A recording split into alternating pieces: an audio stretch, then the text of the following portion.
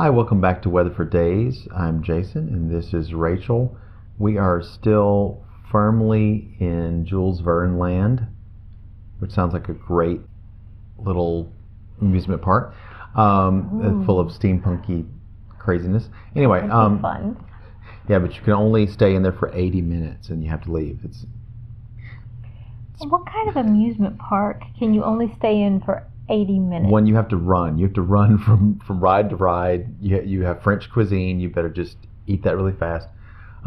So, the Jules Verne book we were talking about is Around the World in 80 Days. So, you had said originally that 20,000 Leagues Under the Sea was probably like number 2 to if you were to do like, and number 1 is Mysterious Island. Mm-hmm. And then these kind of rank lower. But you said actually upon rereading it, you have a different idea?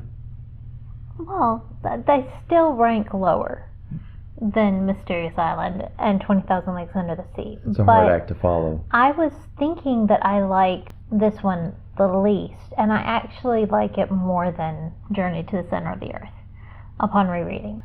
So... Yeah, this one was just fun, and I had forgotten how much fun it really is. I know that I've seen 1 or 2 of the movie versions and had, thought those were okay, but again, coming back to something as an adult after having read it as a kid is just vastly different. I think it's because I caught a lot more of the undertones, and just the very character of Phileas Fogg was fascinating to me now, especially because I don't know about you. Yeah. But I could not help wondering, is he on the autism spectrum? Well, when everything looks like a nail and all you've got's a hammer, just people get diagnosed. But, well, okay, yeah. I didn't you might actually have a point there, think that he was eccentric, really tied into schedules, rituals. Exactly, there were some of those things that I just went. Doesn't understand the importance of money, but understands it as a tool to get things done. I don't think that it necessarily was that he didn't understand the importance of money. I'm reading into it a little bit to fit your autism theory. Yeah, but that one I wouldn't say is true at all. I think that he actually that was admirable to me because I felt like he had the proper perspective on money. Money did not control him. Yeah.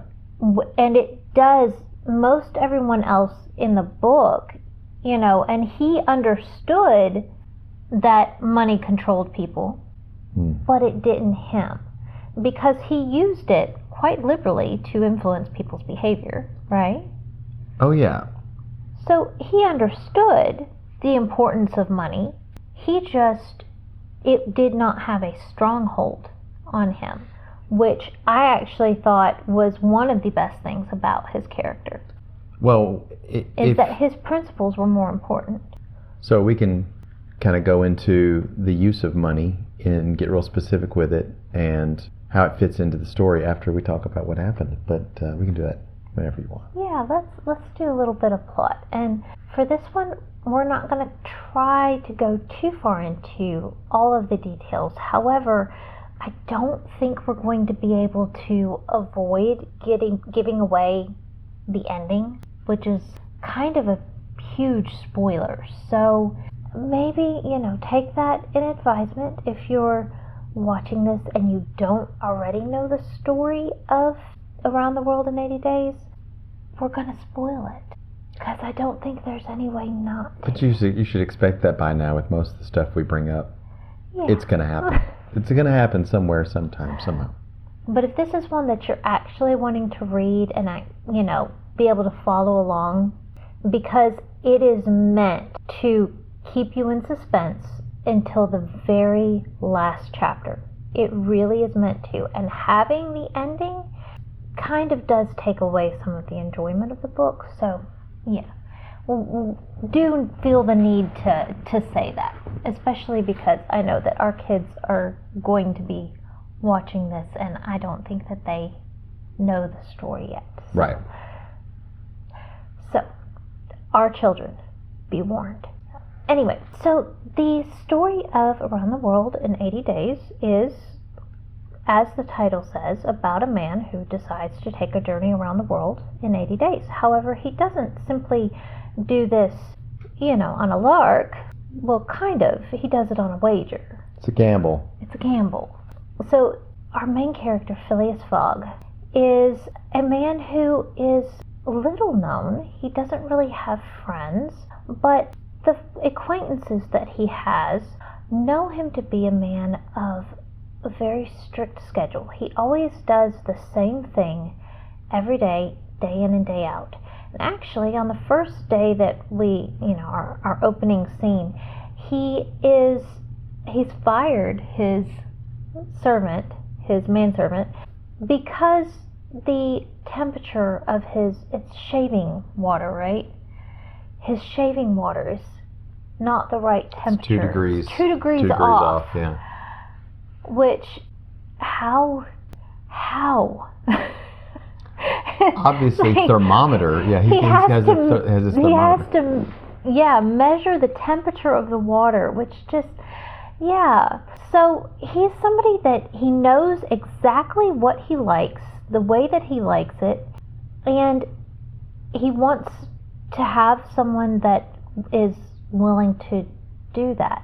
So he also, the same day that he's, fired his servant, he has another servant come in. I guess he had fired him the day before and put it out in advertisement. I don't remember the details of that. But so we meet our second main character, who is come to be his new manservant, and that is Passepartout, who is a French.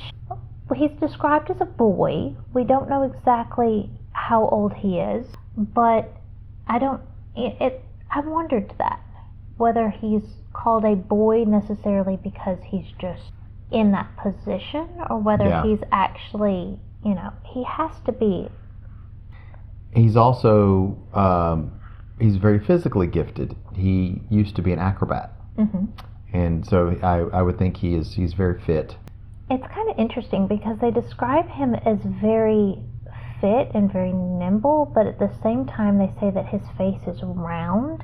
He's got a round on his face. He's very kind of lumbering and strong. Yeah.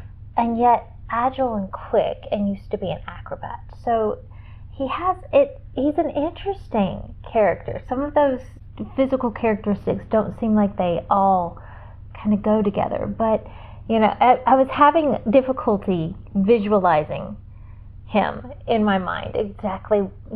Most characters you just kind of put an image to. Yeah. And I had a little bit of difficulty with him. Most of the time, my problem is that I have seen portrayals of him in different things. It's been decades since I've watched any of the movies, so I was going in pretty fresh. As a side note, and you may be able to find copies of this somewhere online on YouTube or whatever, but there was a Sci-Fi Channel series. I didn't tell you this. It was called The Secret Adventures or something like that. The Secret Adventures of Jules Verne.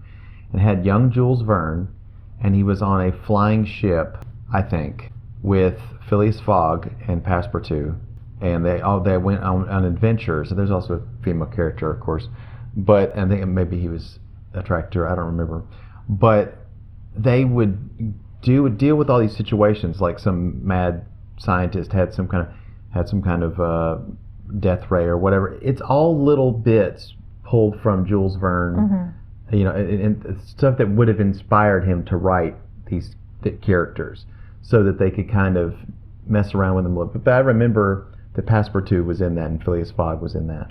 Sometimes I like those, sometimes I don't. It was more like it was basically like a steampunk adventure, kind of pulpy kind of thing, and it was. And it was done well. I thought so. Okay. It it's diverting. You're like, oh, okay, I'm into this. Oh, cool. But anyway, yeah. To get back to our plot. So Passepartout, despite having a very adventurous childhood, has decided that he wants to settle down, and Phileas Fogg just sounds like his dream master. Right? He's like, this is the job for me. I want somebody that's regular, that I can count on, that I can just be bored. A quiet life. Quiet life, right? So he's super excited to come in on this job. However, unbeknownst to him, that's gonna all go away very quickly.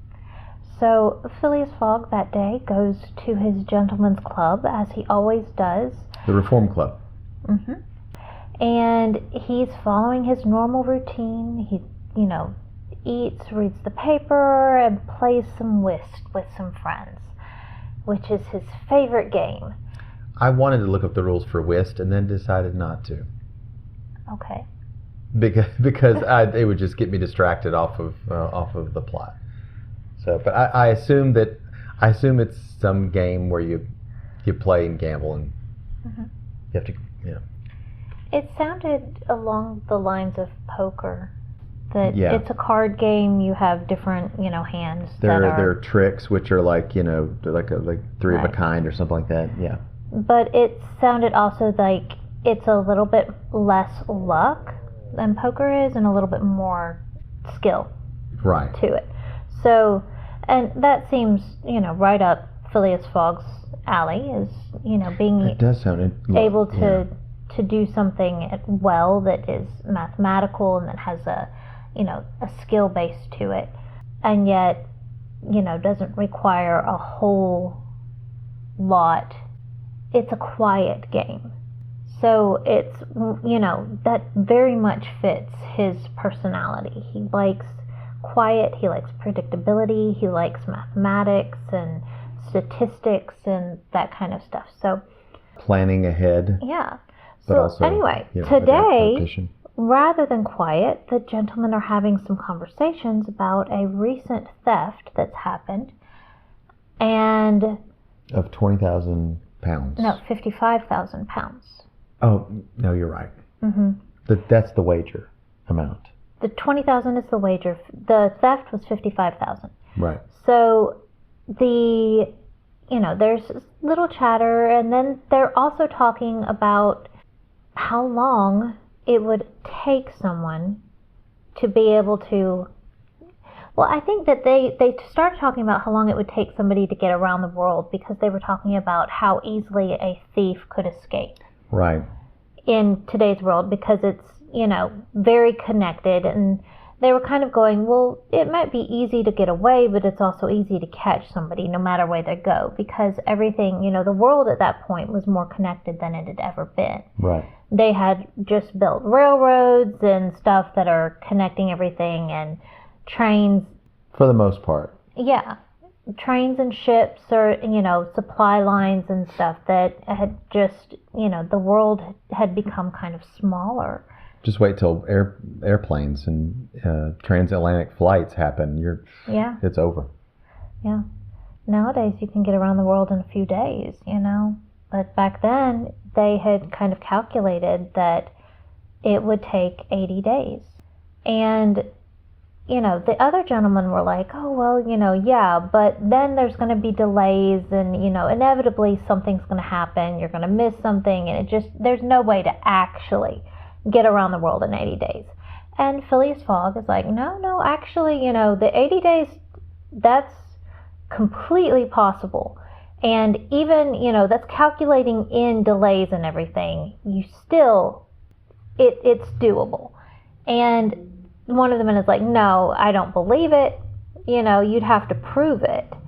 And Phileas is like, well, okay then, I will do that. And the others, at first are like, no, you're crazy. You can't, what, you're actually going to go on a trip around the world? And he's like, yeah, And so they end up making a wager that, Phileas will he bet half his fortune. He has to put down. He has to apparently. put down some money as Right. collateral, I believe, He or to wrote get out in a on check. the wager. Yeah. He wrote out a check to them and said, if I'm not back here by 8:45 p.m. on, in 80 days from now, then just go ahead and you can cash this check. But, if he does get back, then he gets the $20,000 from them. So, I think hopefully everybody knows how a wager works. I'm explaining that like it's something new. Right. Anyway, so he goes home, and Passepartout is quite shocked because, according to this very detailed schedule that Phileas Fogg has left at the house, he's not supposed to be home until midnight, and he's home quite a little bit before that, and comes in saying, okay, well, pack up. We're going to go on a trip around the world. I've made a bet. And yeah, for some reason, Passepartout actually feels like he has to go along. And that one was a little bit interesting to me. I'm kind of going, if that had been me, the very first day I start a job and expectations get completely flipped on their heads, I don't know that I would have done that. Well, a manservant often would even dress you because it wants to make sure that you look immaculate, and Well, tend to your needs. Well, he's gone. What are you just gonna do? Put your feet up for 80 days? He would have had to have quit. And I imagine the reason why you wouldn't quit at that point in time is probably because then you couldn't get a reference. So it'd make it harder to get another job. So there was some pressure on that. Right. But again, it also would have been pretty easy to say, to anybody who asked, well, yeah, the very day that I signed on to work for him, he decided to leave and I did not want to go with him. That seems like it would have been reasonable. Well, and I don't know, though. Maybe it wouldn't. I was going to mention this, but British society back then was interesting. I'm pretty sure that Passepartout is the audience viewpoint character. Mm-hmm. Because we don't have any insight into the mind of Phileas Fogg, and we kind of see what Passepartout. Passepartout, it has conversations with other characters without Phileas Fogg there. We are privy to that, so he's pretty much that kind of character. They do show a little bit about what other characters are doing, but it's mostly focused on, I think, him. Right, but you don't read a book going, this character is there in order to, fulfill this plot point. You're reading a book going, does the story make sense? Are these characters acting in a way that they should act? That. Well, yes, the way you can. A character can be many things. They can be a viewpoint character to that we follow through in this, but also have an intricate part of the story. It can be both. It happens all the time. Okay. Yeah. But doesn't his name mean something? His name means goes anywhere, I believe. Is this where Jules Verne's creativity with names comes in? Because remember, Ned Land, he was a man of the sea, and he was trying to land somewhere. Mm-hmm. And Conseil meant council, but he was terrible at it. Nemo meant no one. That was, mm-hmm. But that was the name he chose because he was trying to be like, I'm, of no country. I'm my own person. Mm-hmm. Well, I mean, this one, a fog is London fog. Am I wrong? Maybe. That he's. I don't know. You have to get vaporous. I don't know. He could blow away and be gone. Or as regular as the fog. I don't know what it means in English, but no. But Passepartout, and doesn't it say that it's almost like it's his nickname? That's not his real birth name. It did say that, but it was also something that he was not wanting anymore. That was kind of a part of his past character, and he was like, well, yeah, that's become my nickname, but I don't really want that anymore. That's old life. I'm ready for a new. Right, and of course, there's a detective character we'll mention in a little bit, but his name is interesting to that as well. We'll get there, but well, anyway, so they set off, and Phileas Fogg takes the other $20,000 that he owns. So he's got $20,000 in the bank for the loan, and he has another $20,000 that he can take because he goes, well, this is what I'm going to need for my journey, which does kind of speak to how interesting his mindset is. And I do want to stop and, take a minute, because we're getting a lot, especially in the beginning and the setup of the book, of, in the last one, the Journey to the Center of the Earth, we really kind of got how Jules Verne viewed German people, right? Right. In the way that he describes this brilliant but kind of very emotionally, unstable professor. Stubborn. Yeah, it very much seemed like just a kind of get the feeling Jules Verne didn't like the German very much. I don't know. Maybe. Or maybe that's just the way that he saw the German people.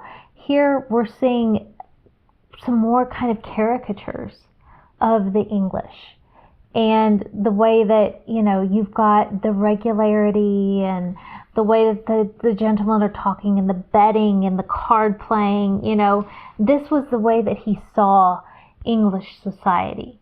Well, he had English society actually find out about the wager, and they start getting involved too. They start doing Phileas Fogg like banknotes, or like you would do for like war bonds.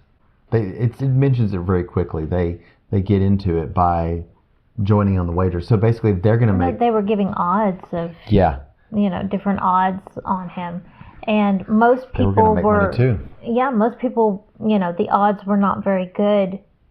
Most people were betting against him actually making it, and there were only a handful of people that were actually for him. And very quickly, you go. At first, there's more people that are actually betting that he's going to make it. And then kind of, over a couple of days that peters off. And then quickly, it ends up that nobody is actually on Phileas Fogg thinking that he's going to make it. And there's a reason for that. Because, you see, word gets back to London that apparently Phileas Fogg is the thief that made off with the £55,000. There's a detective that's wired back and asks for a warrant for his arrest, and then, word gets out throughout the city that Phileas Fogg, he's the one. He matches the description. He's taken off with a very large sum of money, and nobody really knows him very well, and so there's nobody that really believes that he's innocent. Everybody pretty much. It's very though the evidence is very threadbare.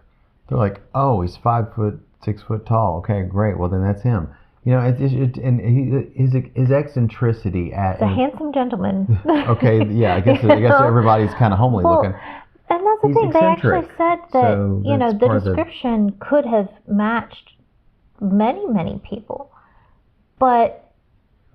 This detective has pegged him as the one, so obviously, since, and again, it really is, there's a lot of kind of things that, you're sitting here thinking, well, why is it that somebody, that everybody very quickly is willing to believe in somebody's guilt? Right. And it does kind of make you just think, well, yeah, if you don't have anybody that knows you well, if you're kind of reclusive, you don't share yourself with other people, then it is very easy for people to believe that you've done something. So, and it actually did make me go, I had a moment of introspection there, just going, well, I kind of tend to be more reclusive. A lot of people don't. I have a very small circle of friends, but I do have them.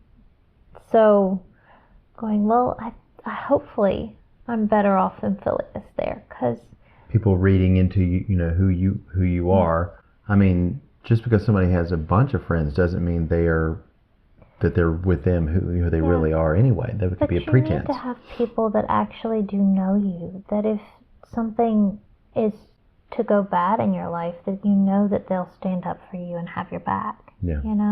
People that believe in you because they know who you are. Yeah. I think it's really kind of sad, because don't they say that Phileas Fogg is around 40? I think it says that at the beginning. He's having his midlife crisis, but to be 40 years old and to be completely alone in the world with nobody that really knows you well enough to stand up for your character, that's sad. But it is something that, in this book, more than any of the other books, we get a character arc. Yeah. And I don't think that happens in any of the other books. And not only do we have a character arc, but this book is a romance, which I also didn't realize when I was a kid. I read it as completely an adventure story. I didn't realize, this is a romance. Well, funny thing about a lot of these classic books, and this is something to take into account with the things we're mentioning. Chronicles of Narnia was by and large written with children in mind, but it didn't talk down to children, and that's definitely a bonus for that. A lot of these classic books that people said, hey, you should really read, as to us young nerds, not all of them in their original time frame were written for children. These were So most of them weren't. No, these were books that adults were reading. You may have had a 10-year-old read Pride and Prejudice, but that's not who it originally was written for during that time. It's just now. It's nice to have these old books that are actually clean and interesting enough that children can read them. That you can read them as a family rather than having such a divide. I feel like that it's even becoming, there's children's books and then the YA books that are anything but clean now. And then adult books, it's like, unless it's Christian adult books, yeah. If a book is written for an adult, then there's going to be language or scenes of some kind, or graphic violence. Yeah. It's just not something that you could let a child or even teenager read. Even in the books that we're going to be talking about in our next little phase here, they don't shy away from some of those darker elements, but they don't delve into them and describe them in extreme detail. We'll talk about that next episode perhaps, but and how it tackles that. But this is definitely an adventure story. It's definitely Jules Verne's ideas of different countries and kind of how they're viewed. So take that with a grain of salt.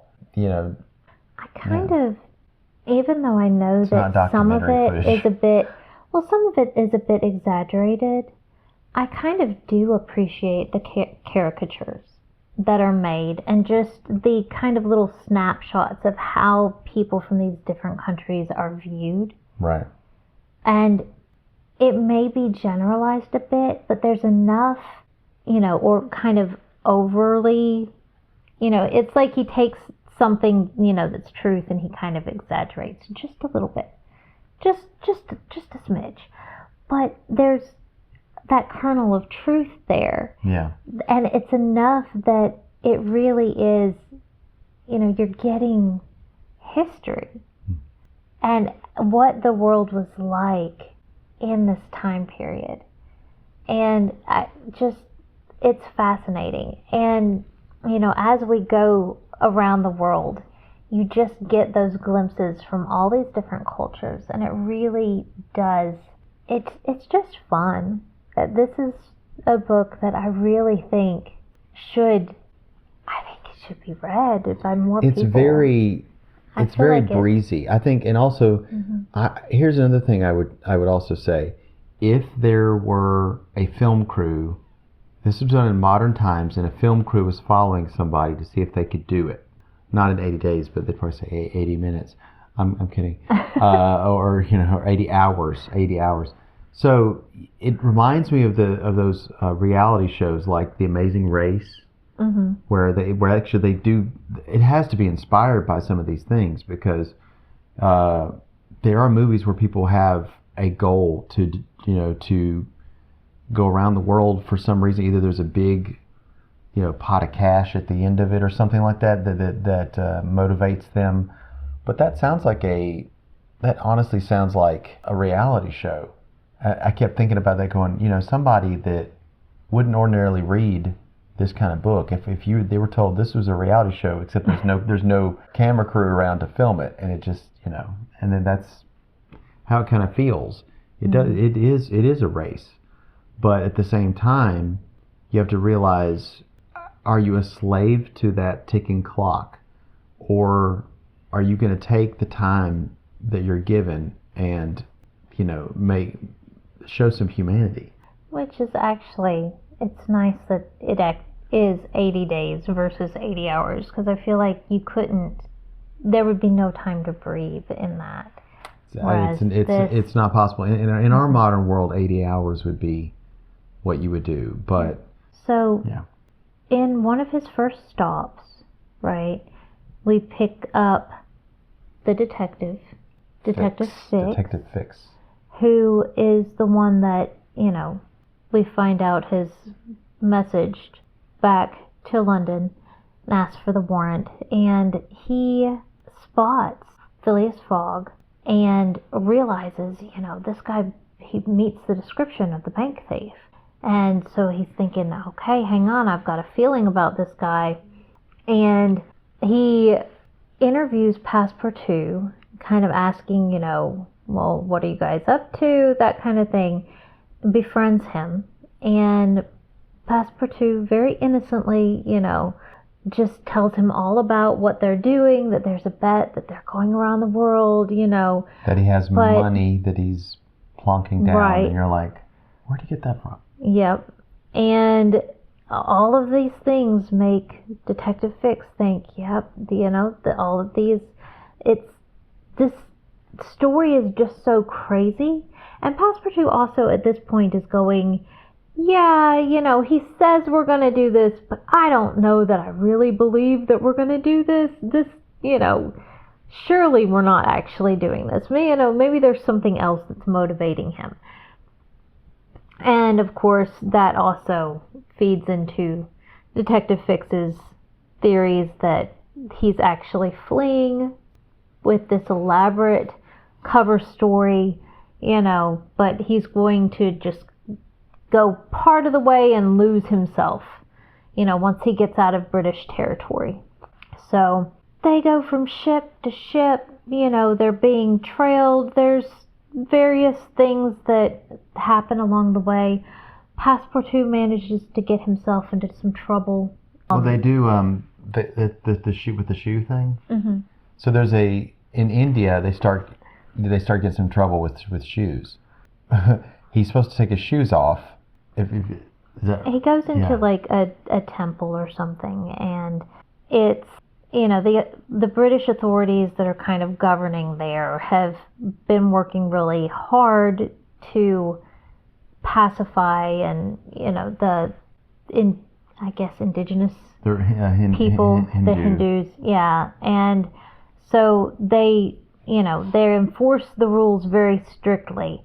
But Passepartout didn't realize the rules and where he was going. He had just kind of wandered into this temple, and he starts getting beaten by the priests, who are very upset at him having shoes, and they knock they pull off his socks and shoes, and he manages to escape, but doesn't even really realize what he's done at that point. But Detective Fix overhears what's happened, and he immediately goes, okay, I'm going to use this to my benefit, and slow them down, because Detective Fix knows that if they catch him, then, they're going to charge him with a crime.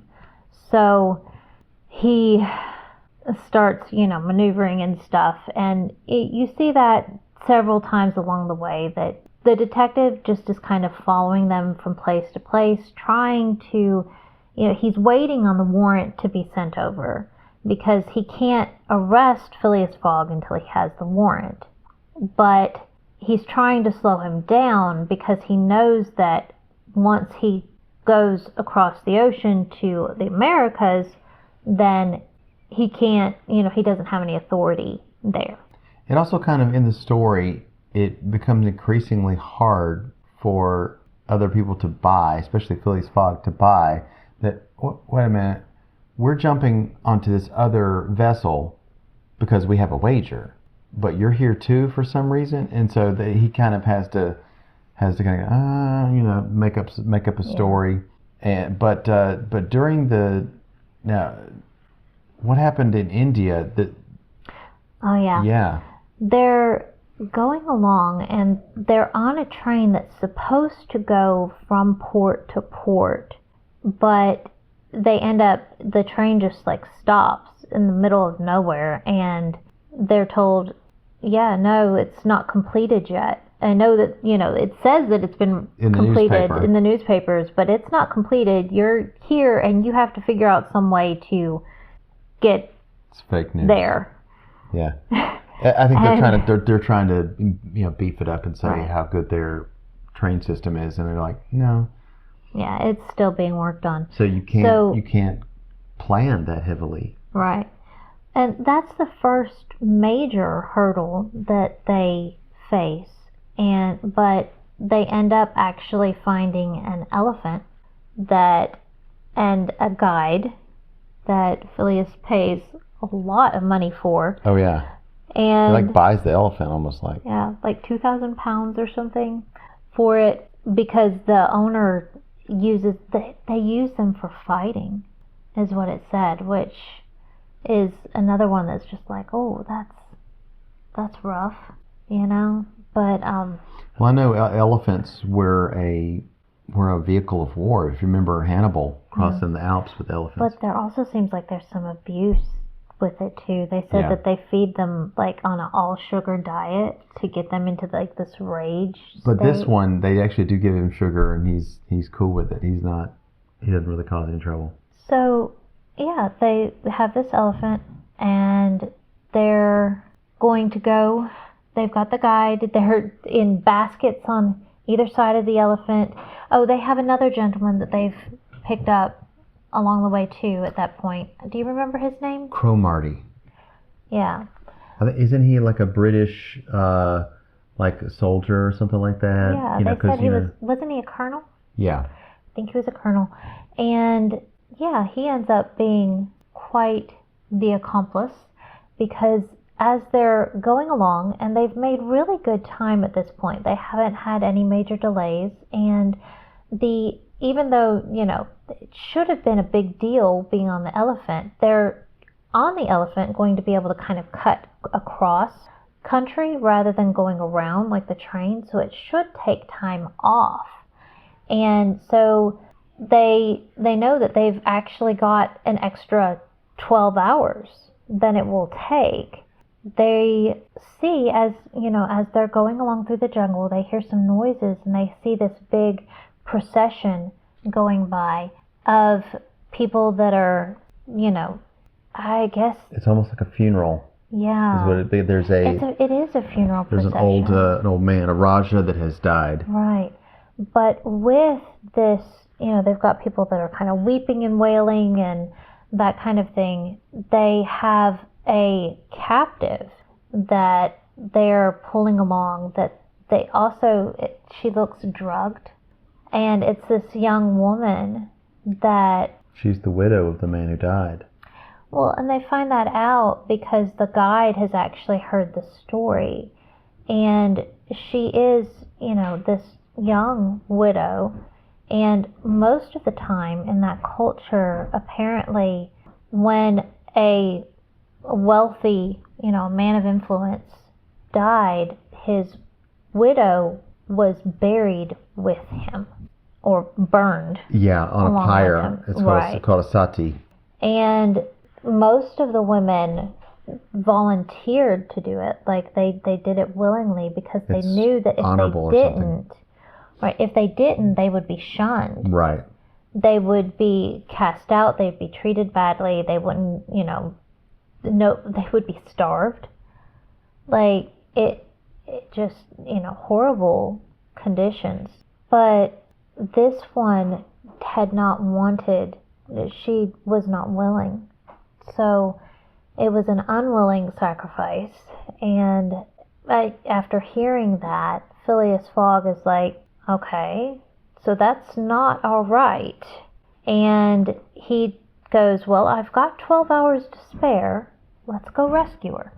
Which is the first time, I think, that Passepartout actually really likes his master. He's going, well, what I thought was going to happen here with working for Phileas Fogg has not been the case, but, he's starting to see that there's a heart beneath this very cold exterior, because Phileas is very much just, he's quiet, he's withdrawn, he's very harsh. We find out that Passepartout had left the gas on in his room, and Phileas Fogg's like, well, that's going to come out of your wages. Come out of your pay, yeah. Yeah, I mean, there's no really kindness that we see up to this point. And then it's like, oh, we're going to go rescue this girl. Okay, all right, I can get behind that, And so they go after her, and they do manage to, well, it doesn't look like they're going to be able to rescue her at first. She's guarded very well. They're trying everything for hours, and it gets to be the next morning where they're actually about to, well, they light the fire, I think. And we find out that Passepartout had an idea, a crazy idea, in the middle of the night. And he's kind of just gone off on his own, didn't tell the others about it. And so they're just as surprised as everybody else. I like the style of writing with this, where it's like, you see that Passepartout has an idea, but you're just kind of as shocked by what happens as everybody else is. But they've brought the girl and the dead man out, and they've drugged the girl. She's completely, just passed out. And they light the fire, and all of a sudden the dead man stands up.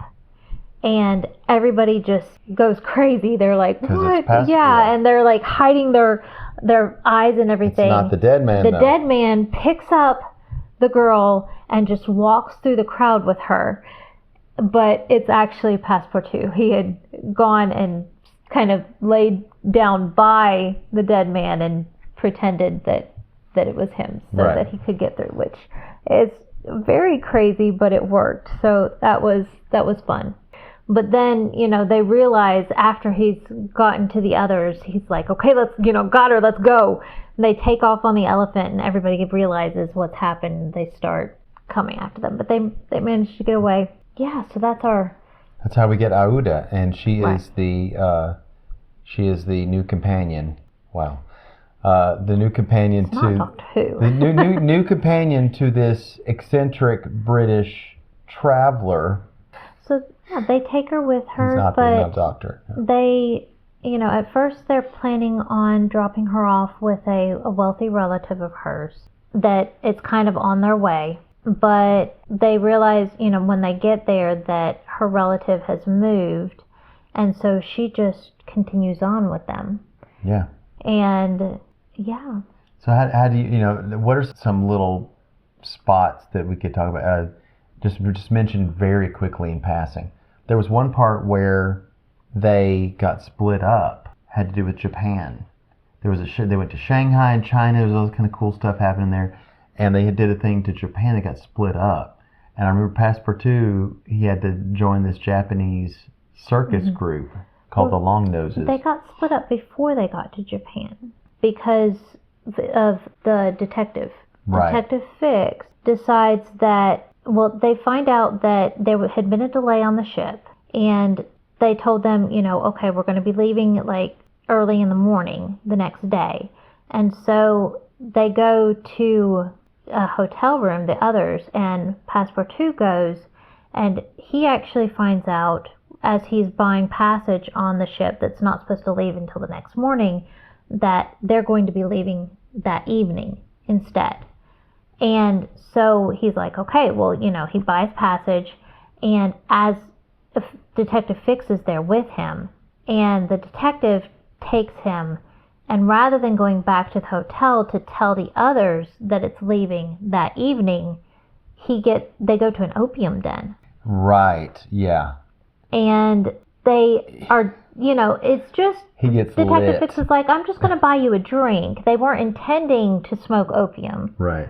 But as they're drinking, like, the detective hands him a pipe. He gets him to the point where he's drunk enough that he can get him to smoke. And one whiff of the pipe, he's just passed out. And so Detective Fix is gone. Okay, well, I've made it where they're going to be delayed. They'll miss the ship. Right. So you really just end up not liking this detective at all. It's even almost though like, it's like he's trying to carry out a duty. Yeah.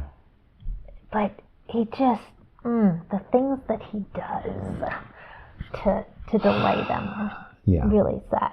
But yeah, so they then end up missing that ship. But Passepartout, even in like this passed out state, like he revives a little bit, just enough to be like, I've got to get on the ship, and he runs and actually makes it onto the ship, and that's how they get separated. So Phileas Fogg and Oda and the detective end up buying passage on another boat to be able to get across, but they can't find the next morning when they realize that they've lost it, or that they've missed the ship, and they can't find Passepartout. Yeah. And so Phileas goes to the different, like the British consulate, and I think, was it the French consulate? Is that where they were? I don't remember. France You're doing really well on the details. Okay. I'm a broad swath, and I remember little tiny Well, he goes things. to two different places to go, well, when he shows up, there's, this is my manservant, Passepartout, we've been separated. I need to leave passage for him back to Britain. So that's another one that it's like, okay, well, he's willing to leave him, but also because, he's on a timeline, but he also made sure that he was covered. You just see so many times, even though he's cold and very unemotional, he's also very honorable in everything that he does. Right. He's very kind. He may not be effusive, but he's a good guy.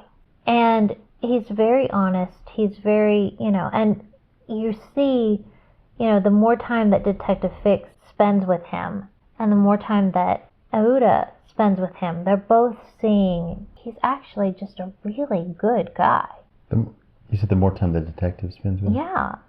The detective is going, you see him going, this guy is actually admirable, but he's also still thinks that he's guilty. Right. So he's really torn in all that he's doing. And, by the end of the trip, he's going, well, I have to do my duty and turn him in, but he actually doesn't think that Phileas is guilty at that point either. He's spent, a lot of time with him and seen him time and time again do the right thing. And, another big one that happens, which is there's delay after delay. We're going to kind of skim over a little bit, but when they get to America and they're going from California to New York on this railway, which you get some fun encounters with the Mormons. Passepartout goes to this conference with a elder that is trying to recruit more people. He does it on the train. On the train, and that's... either they come and knock on your door, or you just stuck on a train. You're like, I can't leave. Right. That's useful. So you have that. You have a political candidate of some sort in California. San Francisco. Yeah, in San Francisco, that there's a riot in the streets for people, they're voting for, and like... Oh, for the different ones, that and doesn't happen that now. evolves into a riot. Yeah.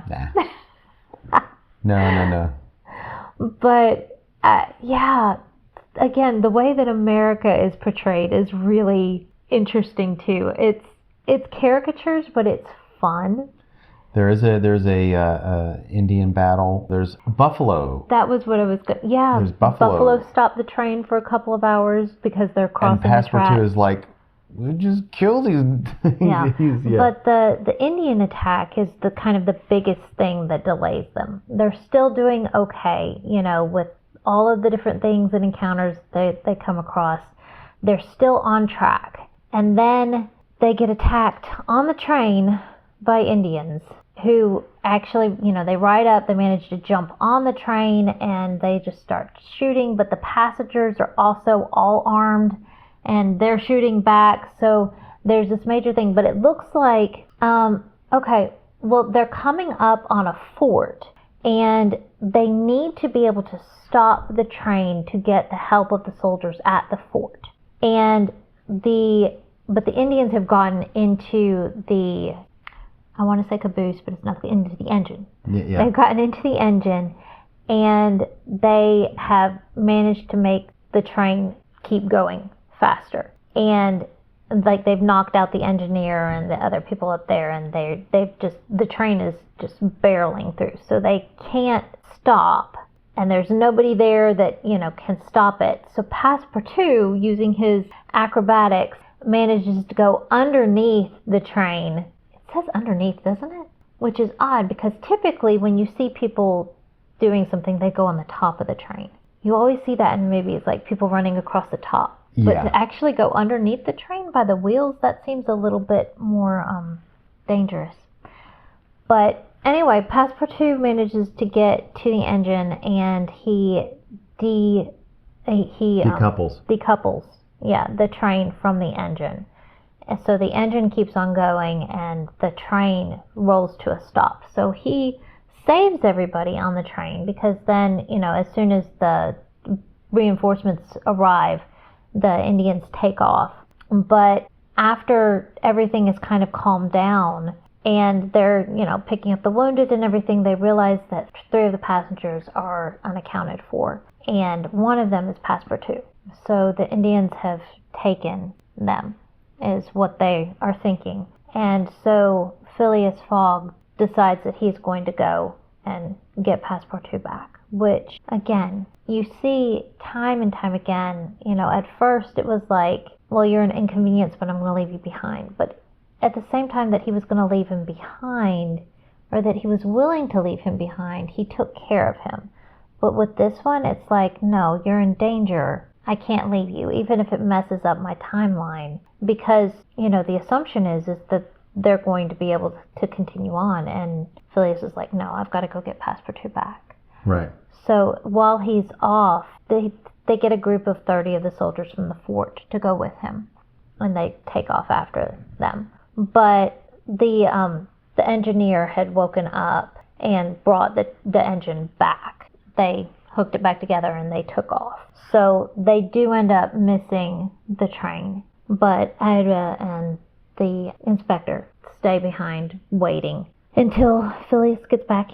They were able to rescue Passepartout and the other 2.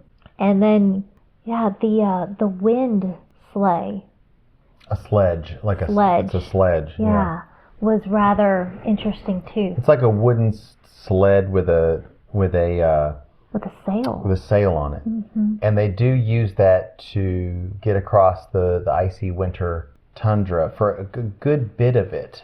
Doesn't that take them straight into New York? It takes them straight eventually? in, and they are able to make up a lot of time, but they didn't quite make their ship.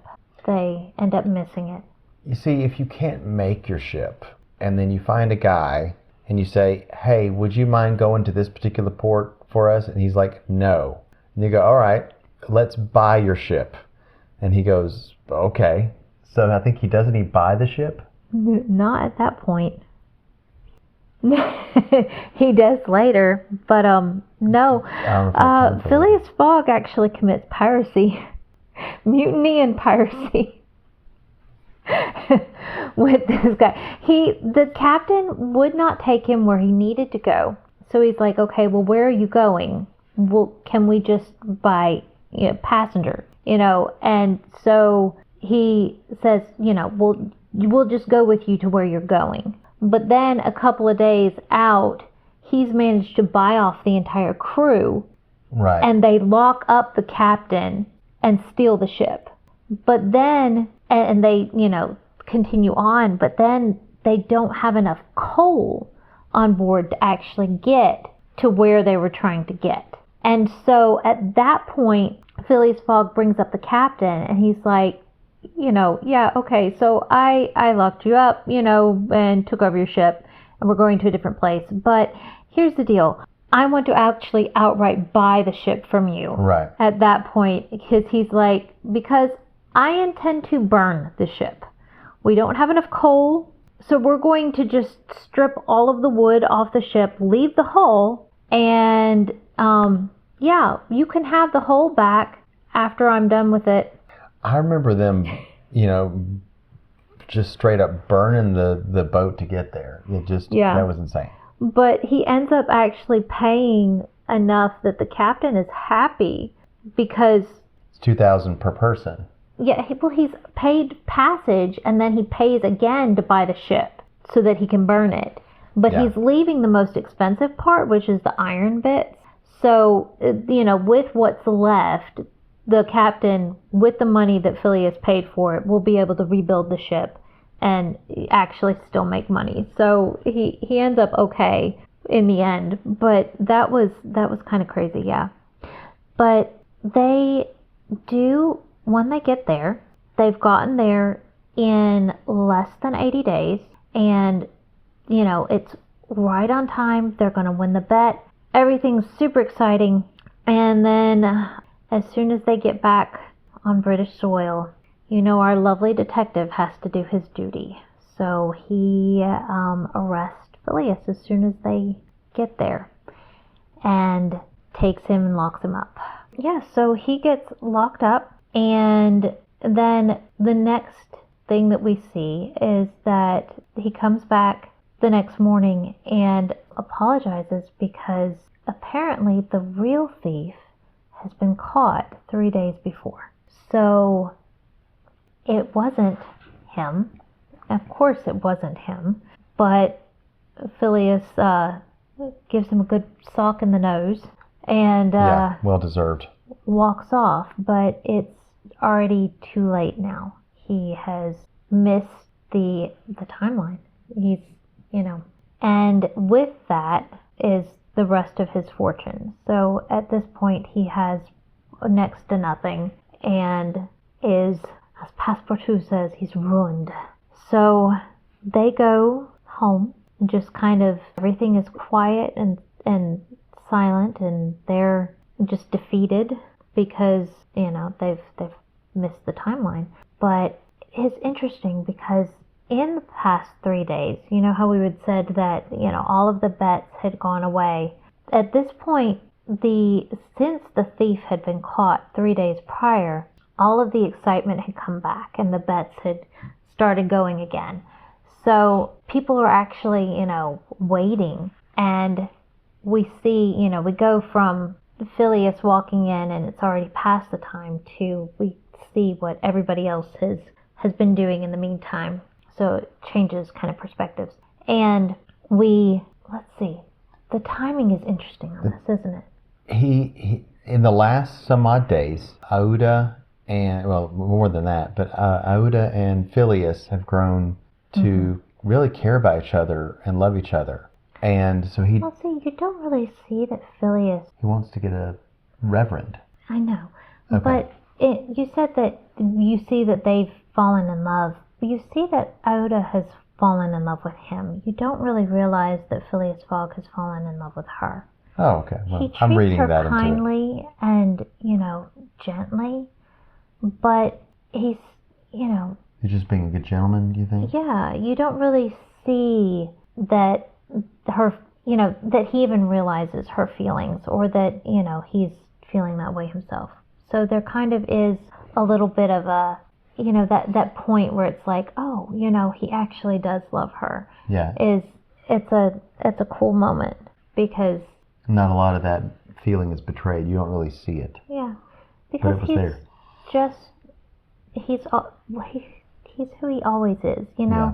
It's like, yeah, there's a character arc and there's a softening, but there's not a major change in who he is. He's the same as he always is. I think it's just that people get to know him better, and so with them seeing who he is, you kind of, you see who he is. And that's another thing that I kind of, I feel like I could relate to him so much on that it's like, is this a character arc, or has he actually changed, or is it just that the perspectives have changed on him because people saw who he always was, and I think that that's more of the truth of it. Yeah. Is that we just get to know him. We get to see who he is, and he's always been good. But I think that also him coming to care for people and coming to actually, being put into situations where he was pushed and stretched, I think was good for him.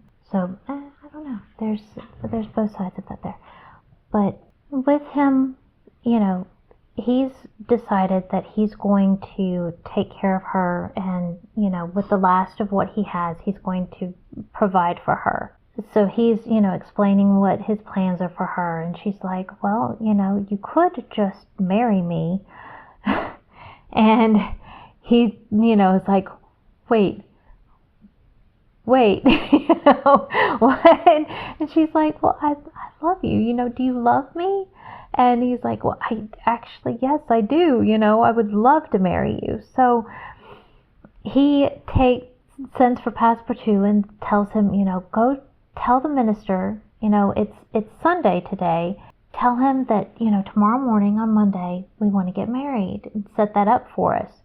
So he sends Passepartout out, and then, the way that the book does it is so much better, because just the tension and the way that this is revealed is really masterfully done. This is another one that I can't do as well as actually just reading this part, because it's fantastic the way that it's revealed, because you're going from, this to, they're going to get married and everything's wrapped up, to now we're with the crowd at the gentleman's club that's waiting for, to see if the bet, and we're thinking, well, yeah, but it's already past that time, and of course, he's not going to win. Why are we even here? Why are we talking about this? Very kind of cinematic cross-cutting.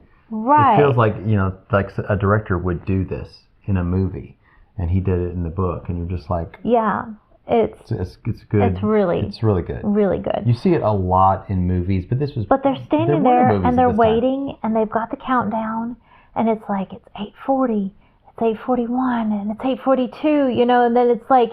It's 8:44, and we're counting down the seconds now, and like 5 seconds before 8:45, the door opens and Phileas Fogg walks in and says, "Here I am, gentlemen." And you're sitting here going, what? What? We were already on Sunday, and this was supposed to happen on Saturday. How? And then you find out that he was traveling east this entire time, and as he's going through all the time zones, he's actually gained a day. So where they were, it's still Saturday, and he thought it was Sunday. But they found out because Passepartout went on what they thought was Sunday to go arrange to have the wedding. Because his runs back in. His watch is still on London time. Yeah, but Passepartout runs back in, and he's like, you can't get married tomorrow. And they're like, what? He's like, no, because tomorrow's Sunday. It's Saturday. And it's like 8:15 at this point. So then, like, Phileas Fogg takes off, tearing out the door, running to get there in time. And it's just like, oh, okay, But the huge spoiler is that they've been thinking all along, they counted 80 days, but because of the time zones and the way that they traveled, they gained a day, so they actually had 81 days. So, yeah. And he gets money, or does he? Do you want to hear this? So, he bet £20,000. That's the amount he wins if he's successful. He puts up £20,000 of his own money as the stake. So along the journey, he spends money on transport, which includes trains, steamships, elephants, sledges, whatever you call them, bribes and rushed travel arrangements, rescues, notably Aouda, food, lodging, and detours. Estimated total amount spent, £19,000. So his net gain is £1,000. Which it actually says in the book that he takes and splits with Passepartout. And Passepartout has just enough of the winnings to cover the amount of the gas that he had left on. So it's £1,000 profit, but he gains Aouda and his reputation and his honor. Because honestly, he did in a lot of books or movies or whatever. But he still has the 20,000 in the bank. They do it for they do it for the money, but ultimately he's kind of back where he started in some way, in more ways than one, but better off in many ways. And much better he off also because proved, he has a wife. He also proved to himself that he could do this. That's the same reason why people climb Mount Everest. It's what did the person say, that because it was there? Why'd you climb the mountain? Because it was there. And that is a quintessentially human thing that we do. I don't know any animal that decides, well, I'm going to go do this for the sheer accomplishment of it. They always have a purpose that's very instinctual, that's very, migratory or whatever.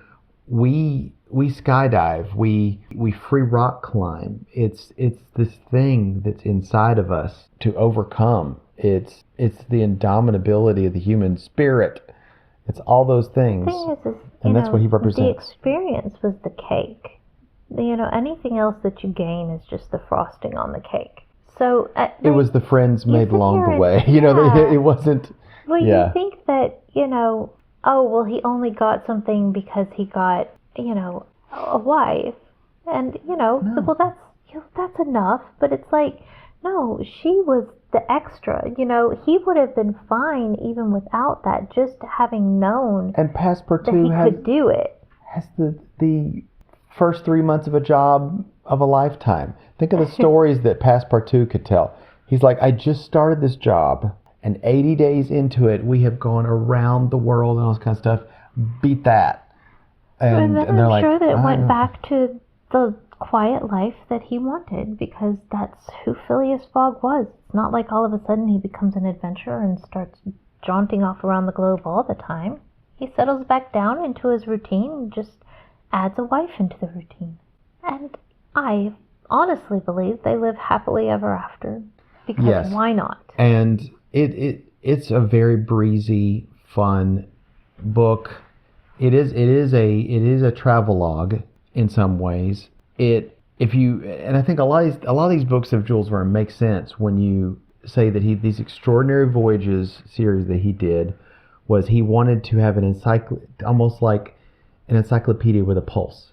He wanted to have the experiences of how does somebody survive on an island and build up almost a pseudo-civilization in kind of in miniature in the way that they did. And what is it like to travel the entirety of the globe under the water, right? And all the and fish and species. And then with this one, traveling around the world, meeting people and cultures.